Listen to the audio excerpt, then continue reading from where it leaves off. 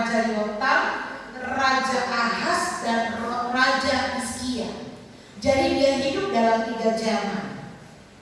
Tetapi apa yang terjadi pada waktu itu, orang-orang yang ada di suku Yehuda pada waktu itu hidup sesuai dengan yang dilakukan oleh Raja Omri dan Raja Ahab. Kalau kita di tengah-tengah sekolah minggu, ibadah sekolah minggu, kita akan tahu siapa itu Raja Ahab. Ada banyak hal yang dilakukan yang tidak sesuai dengan kebenaran firman Allah. Dan di dalam ayat yang ke pasal 7 ayat yang ke-16, di dalam pasal yang ke-6 dikatakan demikian. Ayat yang ke-16, engkau telah berpaut kepada ketetapan-ketetapan Omri dan kepada segala perbuatan keluarga Ahab, dan engkau telah bertindak menurut rancangan mereka, sehingga aku membuat engkau menjadi ketandusan dan pendudukmu menjadi sasaran suitan. Demikianlah kamu akan menanggung pencelaan dari pihak bangsa-bangsa. Di dalam ayat yang ke-16 pasal yang ke-6 dikatakan di sana orang-orang yang ada di sana hidupnya itu sesuai dengan ketetapan Raja Omri dan Raja Ahab. Dan ini dilakukan oleh suku Yehuda pada waktu itu, pada zaman Nabi Mika. Dan Bapak Ibu Saudara, kalau kita baca di dalam pasal yang ke-7 ayat yang pertama, di sana dikatakan ayat yang kedua, Alkitab berkata demikian, orang saleh sudah hilang dari negeri, dan tiada lagi orang jujur di antara mereka. Mereka semuanya mengincar darah, yang seorang mencoba menangkap yang lain dengan jaring. Saya tidak dapat bayangkan pada waktu itu Nabi Mika hidup di tengah-tengah yang tidak ada lagi orang saleh.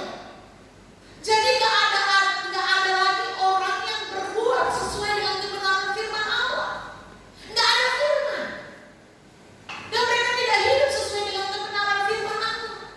Padahal hari itu ya Nabi Mika ini hidup di tengah-tengah bangsa Israel, suku Yehuda, suku kepunyaan Tuhan, bangsa yang dicintai oleh Tuhan. Yang Alkitab katakan bahwa biji mata Tuhan itu bangsa Israel seperti biji matanya Tuhan. Artinya umat kepunyaan Tuhan, umat yang sangat dicintai, umat yang sangat disayangi. Tetapi dalam pasal yang ke-7 ayat yang pertama, Alkitab katakan orang saleh itu sudah tidak ada, sudah hilang, sudah betul-betul tidak ada. Bahkan Alkitab katakan dalam ayat yang kedua, mereka semuanya itu tidak ada lagi orang yang dapat berkata jujur. Tidak ada lagi orang jujur. Saya tidak dapat bayangkan kalau kita hidup di tengah-tengah bangsa yang tidak ada lagi orang yang dapat berkata jujur. Tidak ada lagi kejujuran. Orang yang tidak ada lagi berpegang kepada firman Allah. Tidak ada lagi. Dan pada waktu itu Alkitab mencatat dalam ayat yang ke-7, bahkan kalimatnya dikatakan kemerosotan akhlak Israel. Hidup di tengah-tengah masyarakat, hidup di tengah-tengah yang ada pada waktu itu tidak ada orang saleh dan tidak ada lagi orang yang jujur. Bahkan Alkitab mengatakan mereka hanya mengincar darah.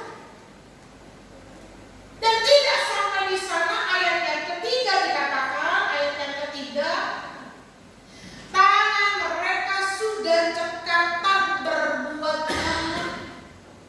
Tangan mereka sudah cekatan berbuat jahat. Pemuka menuntut, hakim dapat disuap, pembesar memberi putusan sekehendaknya, dan hukum mereka putar balikan. Kira-kira kita sudah mulai ya hidup di zaman yang seperti ini. Kira-kira kita sudah mulai hidup di zaman yang seperti ini.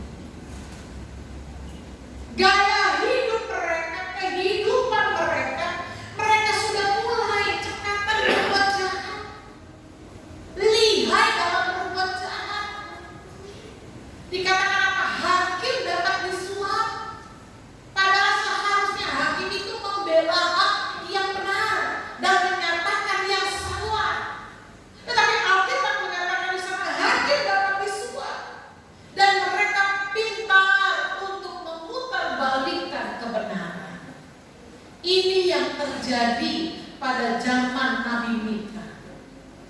Alkitab mencatat bahwa ada satu kemerosotan akhlak daripada bangsa Israel. Padahal bangsa itu adalah bangsa kepunyaannya Tuhan. Bangsa yang hidup dalam setiap apa yang difirmankan oleh Tuhan.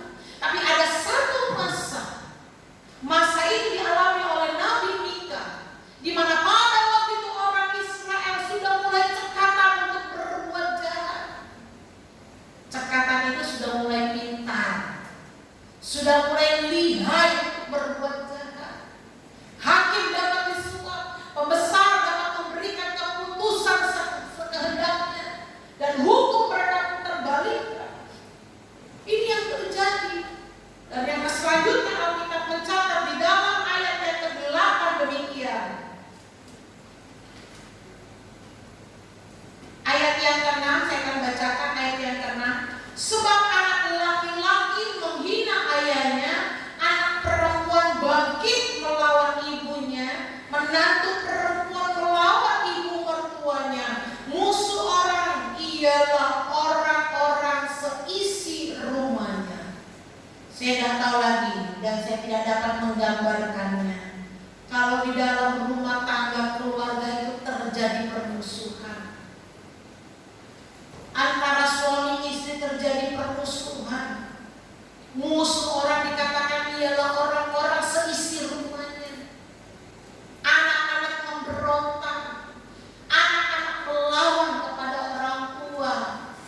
Suami istri menjadi musuh. Saya tidak dapat mengerti bagaimana itu rasanya kehidupan pada zaman itu. Semuanya kacau. Terjadi sebuah kemerosotan secara rohani. Hidup yang sulit. Dan kalau sudah hidup kehidupan yang seperti ini, saya percaya tidak ada lagi sukacita, tidak ada lagi damai sejahtera. Yang pasti akan sulit sekali untuk mencari makan. Karena semua sudah berjuang untuk mencari darah. Semuanya sudah berusaha untuk menipu satu dengan yang lain, berusaha untuk bangkit melawan. Dan Mika hidup pada zaman yang demikian. Tapi ada satu hal yang dilakukan oleh Mika di dalam pasal 7 sebagai pasal yang terakhir. Di dalam ayat yang ke-7 Mika katakan, tetapi aku ini akan menunggu-nunggu Tuhan, akan mengharapkan Allah yang menyelamatkan aku. Allahku akan mendengarkan aku. Satu hal yang Mika tahu dan Mika lakukan dalam hidupnya adalah Mika tidak pesimis. Mika tidak kehilangan pengharapan dalam hidup.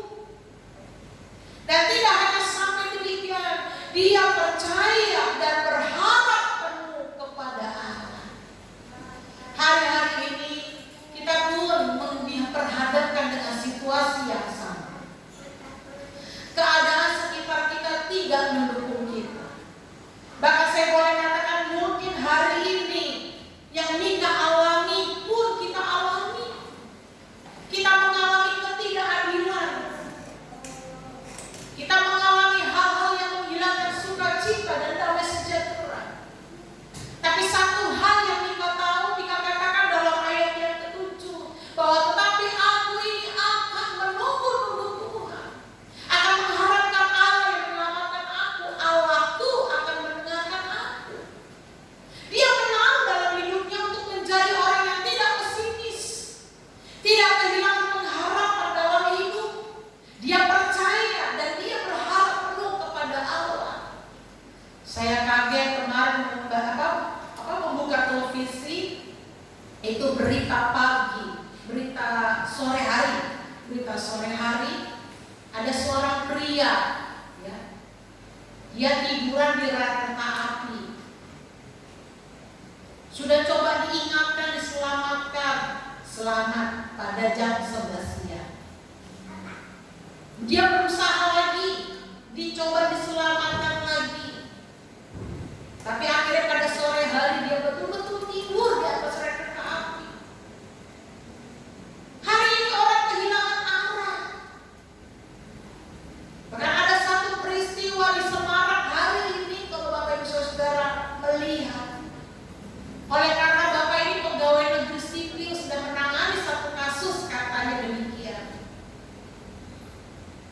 ditemukan sudah tidak berdaya, bahkan boleh dikatakan kepalanya sudah tidak ada. Itu di kota Semarang hari ini terjadi. Saya bilang kita hidup di zaman yang seperti ini, sama seperti Mika alami. Tidak ada lagi kejujuran, tidak ada lagi mungkin orang-orang saleh ini sudah mulai hilang. Dikatakan orang saleh telah hilang itu seperti bangsa Israel. Itu ada satu kebudayaan yang Tuhan suruh, kalau memetik buah anggur atau menuai gandum, waktu dituai harus disisakan yang belum dipanen. Nah, waktu yang belum dipanen itu diberikan bagi orang-orang yang susah, bagi orang-orang yang miskin. Dan orang yang salah yang dikatakan hilang itu, buah yang baik sudah tidak ada, yang belum waktunya panen tidak ada. Jadi tidak ada didapatkan pada waktu itu. Betul-betul tidak ada orang saleh. Betul-betul tidak ada orang yang hidup sesuai dengan kebenaran firman Allah. Hilang betul-betul. Tidak ada lagi. Bahkan dikatakan tidak ada lagi orang jujur. Itu masa yang terjadi. Tapi saya melihat kita menjadi orang yang tidak pesimis. Dia tidak kehilangan pengharapan dalam hidup. Dia percaya dan berharap penuh kepada Allah. Ada satu kisah sama seperti zaman yang Mika yang alami. Dan sehingga pada waktu itu Mika menubuatkan Yerusalem akan dihancurkan. Salah satu nubuatan Mika yang Tuhan berikan dalam hidup ini. Tapi ada satu peristiwa yang sama yang hidup pada waktu zamannya Mika di dalam kitab Nuh. Kalau Bapak Ibu Saudara tahu kitab Nuh dan Bapak Ibu Saudara membaca dalam Kejadian pasal 6 ayat 9 sampai 13, Alkitab katakan apa? Tuhan berkata, tidak ada orang di bumi ini yang berbuat benar. Hanya Nuh.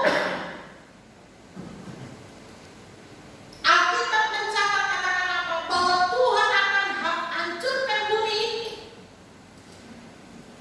Tuhan akan binasakan seluruh bumi ini. Tapi hanya Nuh yang akan hidup. Kenapa? Karena dia tetap berpengharapan kepada Tuhan. Dia tetap hidup benar di hadapan Tuhan.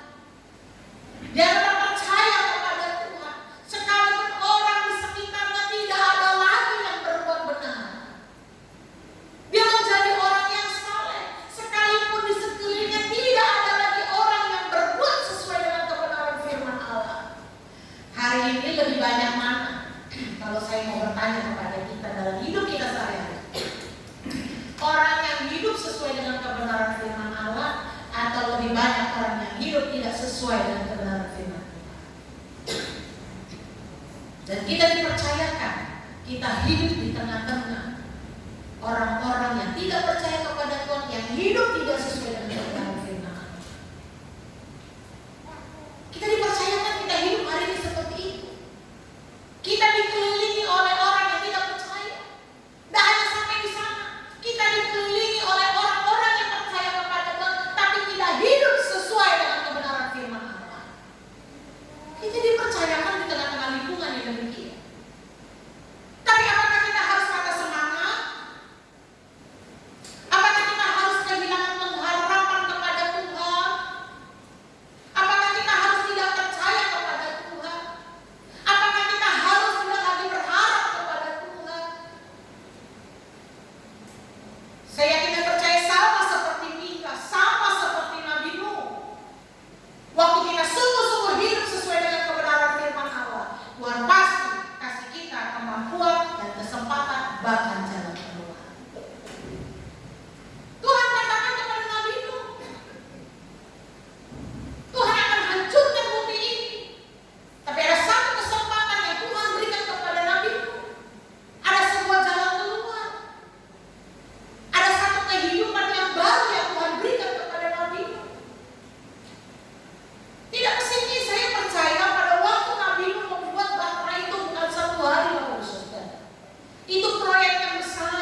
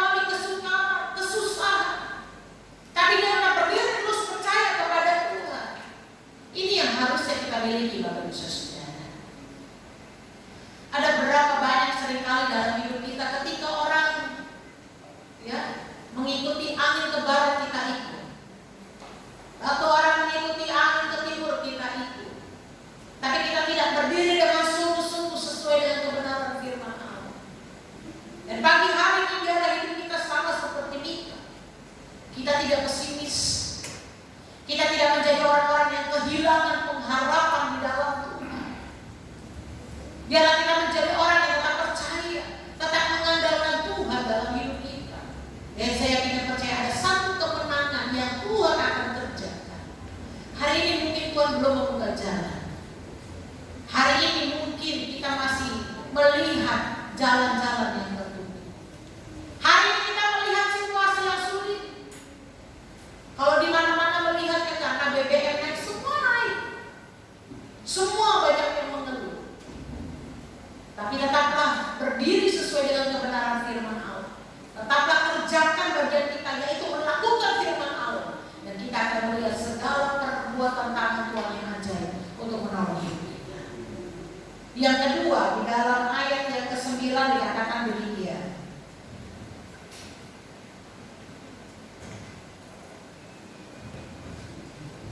Ayat yang ke-9, ya. Aku akan memikul kemarahan Tuhan, sebab aku telah berdosa kepadanya, sampai Ia memperjuangkan perkaraku dan memberi keadilan kepadaku, membawa aku ke dalam terang, sehingga aku mengalami keadilannya. Dalam poin yang kedua, Mika mengatakan bahwa ada sebuah pengakuan dosa yang dia lakukan kepada Tuhan. Sekalipun dia menjadi orang yang saleh, tetapi dia menyatakan dirinya dia mengaku dosa kepada Tuhan. Ada satu hal yang kita tidak boleh lalaikan dalam hidup ini. Dalam hidup kita, dalam perjalanan hidup kita, kita boleh kembali datang kepada Tuhan. Ada akhir-akhir ini banyak sekali orang-orang yang merasa dirinya sudah hebat, merasa dirinya dapat melakukan segala sesuatu, merasa dirinya sudah hidup sesuai dengan kebenaran firman Allah. Ada satu kisah yang dilakukan oleh Miriam dan Harun kepada Musa. Ini Harun bersama dengan kakaknya, ya, Musa bersama dengan kakaknya. Harun dan Miriam itu membantu Musa dalam menjalankan tugas sebagai pemimpin. Ada 3 pemimpin, ya, bersaudara, kakak beradik, memimpin bangsa Israel keluar dari tanah Mesir. Namanya 3 bersaudara, ya, 3 bersaudara. Merasa dirinya sama-sama hebat, sehingga Miriam dan Harun berkata kepada Musa, "Siapakah kamu? Aku pun dapat memimpin bangsa Israel." Siapakah kamu, Musa? Hanya Tuhan saja kau berbicara kepadamu, tidak kepadaku. Itu nanti baca di dalam kitab Bilangan pasal 12. Miriam dan Harun katakan demikian. Miriam dan Harun katakan, apakah Tuhan juga tidak memakai aku? Apakah Tuhan juga tidak berbicara kepadaku? 3 saudara, ya, Harun, Miriam, Musa, 3 saudara untuk memimpin bangsa Israel. Tapi saling beradu ingin menjadi seorang pemimpin, ingin menjadi orang pemuka. Sehingga pada waktu itu Miriam dan Harun katakan demikian. Tidak dapat bayangkan saudara bersaudara terjadi hal yang demikian. Saling memperebutkan, saling menyalahkan. Bahkan pada waktu itu Miriam dan Harun menyalahkan Musa. Kalau nanti Bapak Ibu Saudara baca dalam kitab Bilangan pasal 12 ayat 8 sampai 13. Tetapi apa yang terjadi di sana? Pada waktu itu Tuhan datang dan berbicara kepada Harun dan Musa dan bahkan juga kepada Miriam. Dan waktu Tuhan meninggalkan tabut Allah, baik Allah pada waktu itu, Miriam dan Harun terkena kusta. Ya, sama-sama pemimpin diserahkan, selalu bersama-sama. Kadang-kadang kita merasa hebat, kadang-kadang kita merasa Tuhan juga pakai saya, pakai kita. Tapi ingat, hati-hati,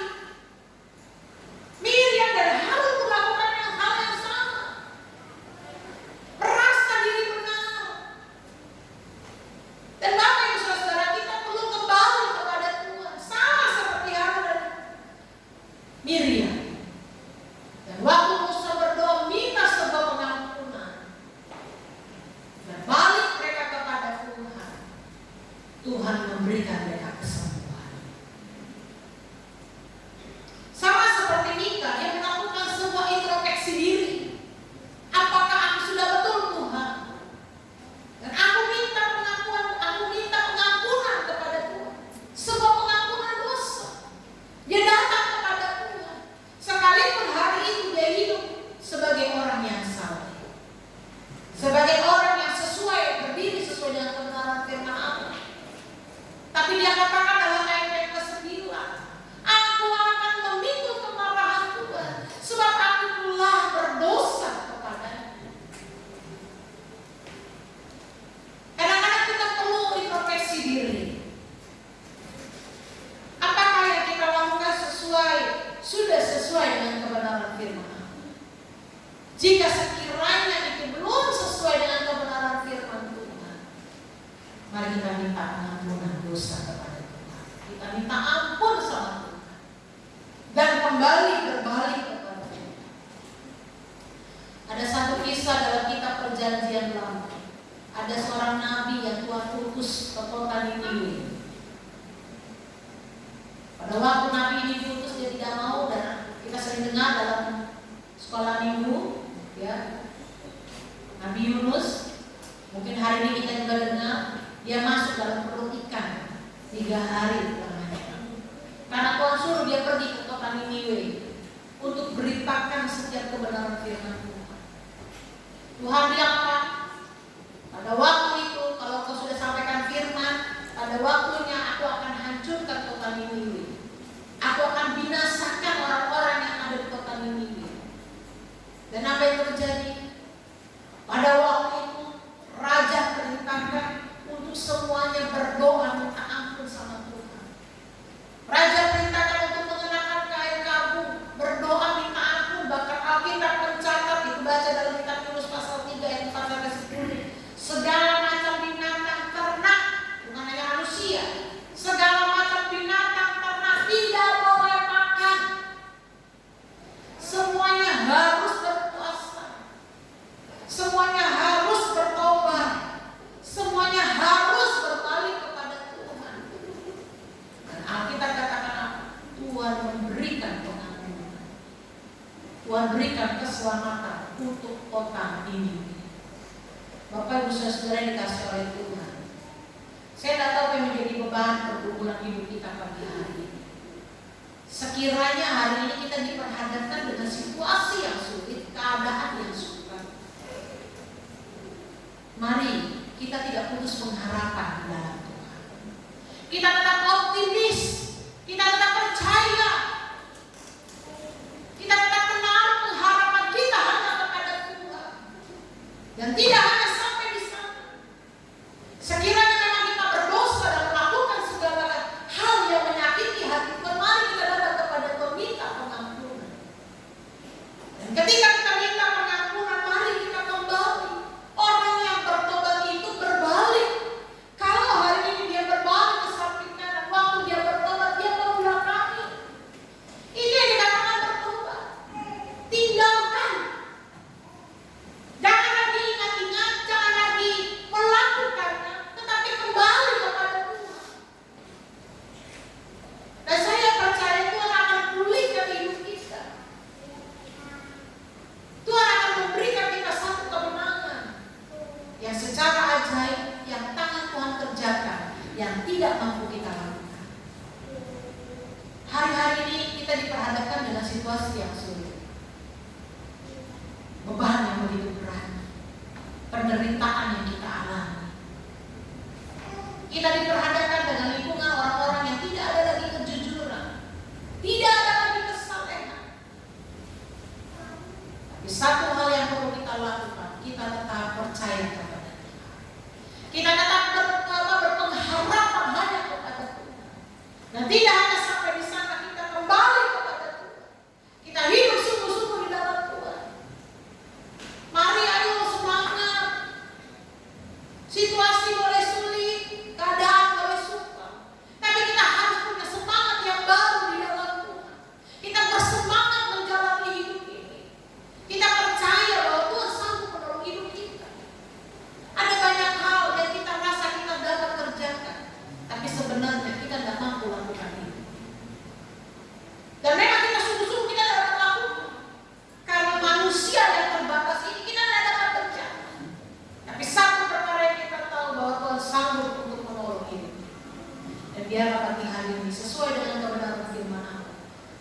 Mika alami, dia menikmati setiap berkat Tuhan.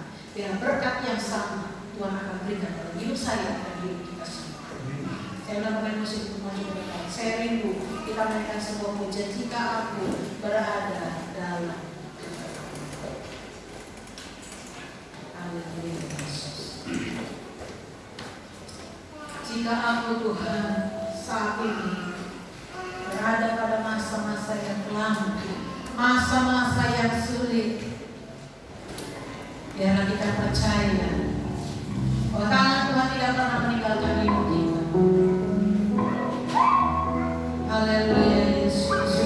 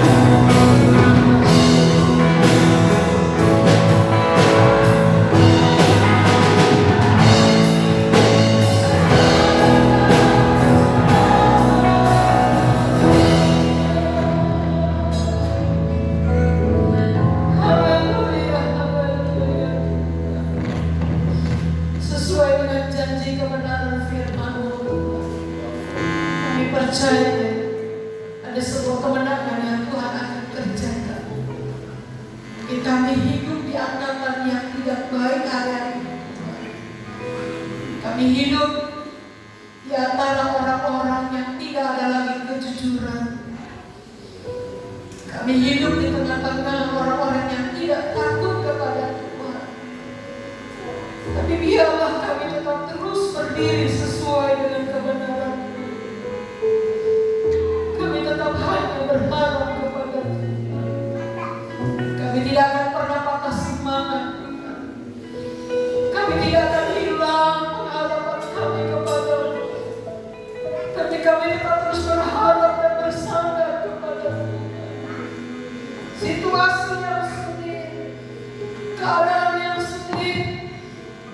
tidak membuat kami hilang pengharapan kepada Tuhan. Tetapi biarlah oleh karena situasi yang sulit, keadaan yang sulit, biarlah kami tetap terus percaya kepada Tuhan. Ada satu kemenangan yang Tuhan akan kerjakan dalam hidup kami.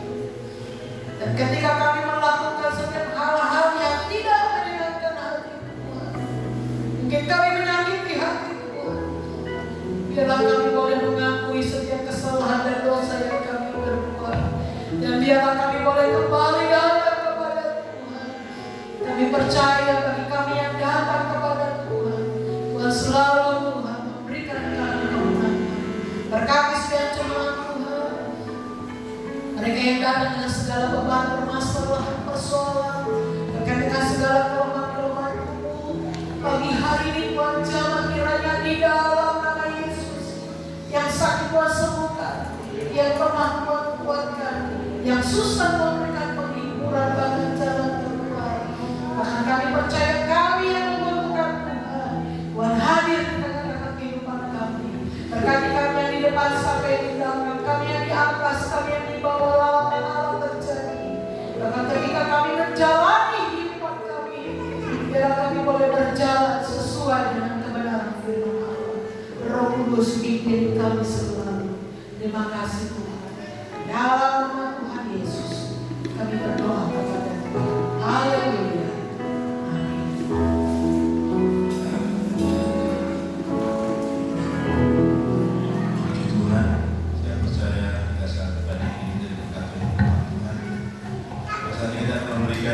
Persembahan saudara mengundang ibu tugas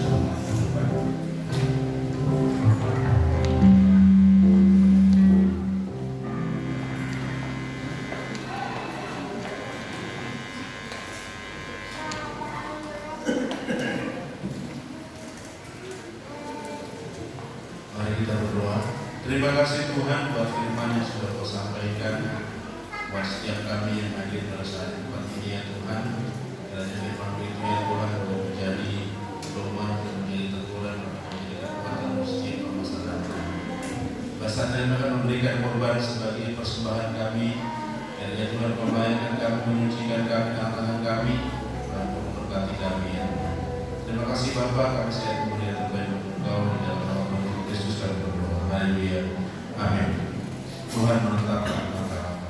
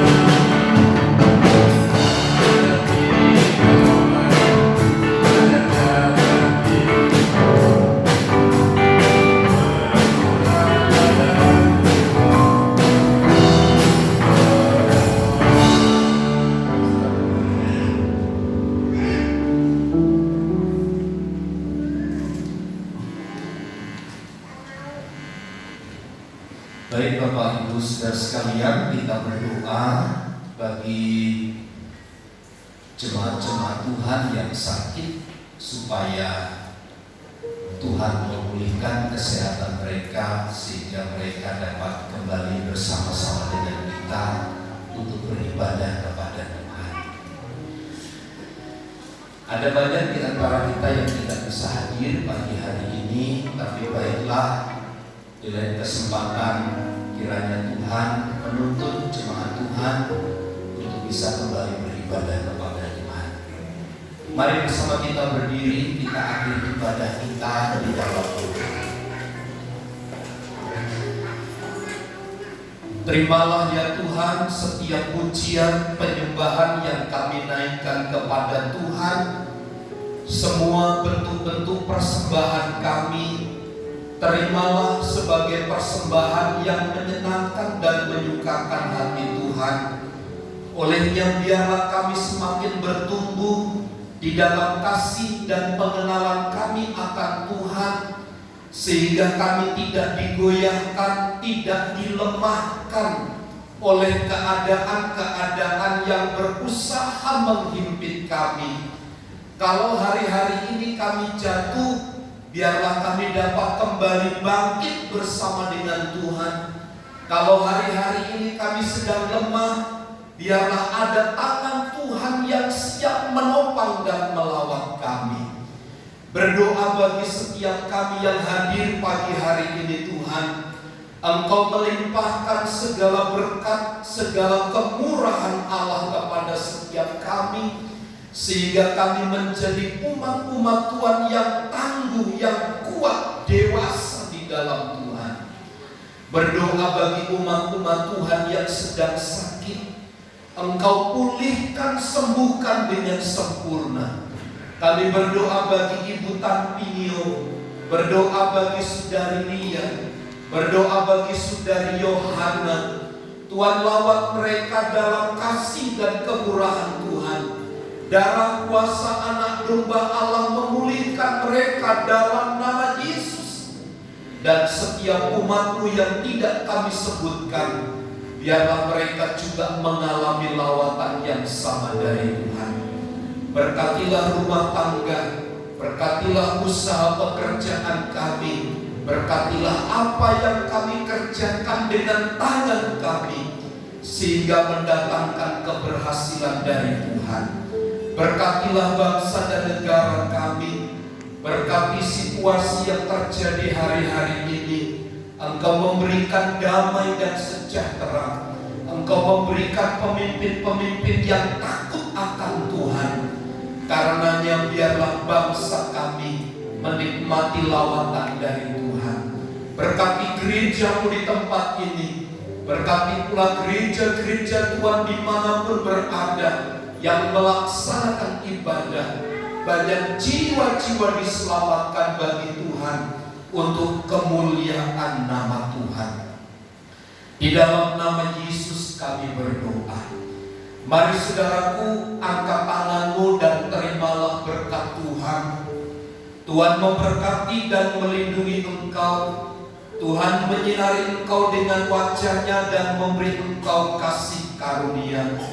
Tuhan menghadapkan wajah-Nya kepadamu dan memberi engkau damai sejahtera. Kiranya kasih karunia Tuhan Yesus Kristus dan kasih Allah serta persekutuan Roh Kudus menyertai kita sekalian saat ini dan sampai selama-lamanya. Kami terima segala berkat Tuhan di dalam nama Tuhan Yesus Kristus. Kita semua yang percaya dan diberkati bersama katakan amin. Bapa, terima kasih.